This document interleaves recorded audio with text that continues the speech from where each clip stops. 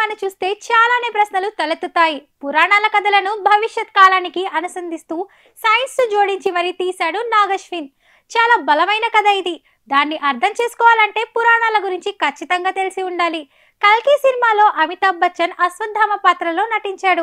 ఈ అశ్వత్థామ మహాభారత కాలానికి సంబంధించిన వాడు. కృష్ణుడి శాపంతోనే అశ్వత్థామ కలియుగంలో కల్కికి సహకరించే బాధ్యతను నెరవేరుస్తాడు. అయితే పురాణాల ప్రకారం కల్కి అవతారానికి అశ్వత్థామ ఒక్కడే సహకరిస్తాడు. కాబట్టి కల్కి సినిమాలో ప్రభాస్ ను అందరూ కల్కి అని అనుకున్నారు. కానీ కల్కి ప్రభాస్ కాదని సినిమా మొదట్లోనే హింట్ ఇచ్చేశాడు నాగశ్విన్. దీపిక పడుకోనే కడుపులో పెరుగుతున్నదే కల్కి అని తేల్చి చెప్పాడు.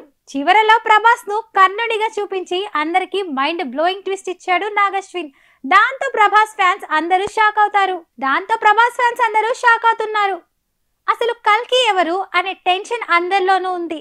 ప్రభాస్ కర్ణుడిగా ఎందుకు నటించారు, హీరోయిన్ కల్కి పాత్రలో ఎందుకు నటించలేదనే టెన్షన్ చాలా మందిలో ఉంది.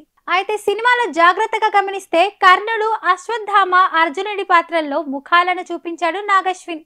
కానీ ఒక్క కృష్ణుడి ముఖాన్ని మాత్రం దాచిపెట్టాడు. కృష్ణుడిని వెనుక భాగం నుంచి చూపించాడు తప్ప ముందు భాగం నుంచి చూపించలేదు. పురాణాల కథ ప్రకారం కృష్ణుడు శ్రీకృష్ణుడి అవతారం. ఈ అవతారం తర్వాతనే కల్కి అవతారం వస్తుంది. అంటే అదే శ్రీకృష్ణుడి అవతారంలో ఉన్నవారే కల్కి అవతారంలో కూడా కనిపిస్తున్నారన్నమాట. మరి ప్రభాస్ తో కాదని కల్కిగా వేరే వారిని చూపించేందుకు నాగశ్విన్ ఇలా ముఖాన్ని దాచిపెట్టాడా అనే సందేహాలు వస్తున్నాయి. అలా చేస్తే ప్రభాస్ పాత్ర బలహీనమవుతుంది. ఇప్పటికే కల్కి సినిమా చూసిన వారు ప్రభాస్ పాత్ర కంటే అశ్వత్థామ పాత్ర బలంగా పవర్ఫుల్ గా ఉందని అంటున్నారు. కాబట్టి ఇప్పుడు కౌరవుల తరపున పోరాడిన కర్ణుడిగా ప్రభాస్ ను చూపించి దేవుడి అవతారం అయిన కల్కిగా వేరే వారిని చూపిస్తే మాత్రం ఫ్యాన్స్ అస్సలు ఊరుకోరు. మరి అలా కాదని కృష్ణుడి పాత్రను కల్కి సినిమాలో తగ్గించి కర్ణుడిగా ఉన్న ప్రభాస్ పాత్రకు మరిన్ని సీన్లు రాసి ఆ పాత్ర చుట్టూ కథను కొత్తగా నడిపిస్తాడా అనేది కూడా సందేహమే. కల్కి సినిమా మొదటి పార్టును జాగ్రత్తగా గమనిస్తే పురాణాల కథలను ఉన్నది ఉన్నట్లుగా కాకుండా కొంత ఊహాతీతంగా తీయాలని నాగశ్విన్ డిసైడ్ అయినట్టు కనిపిస్తుంది.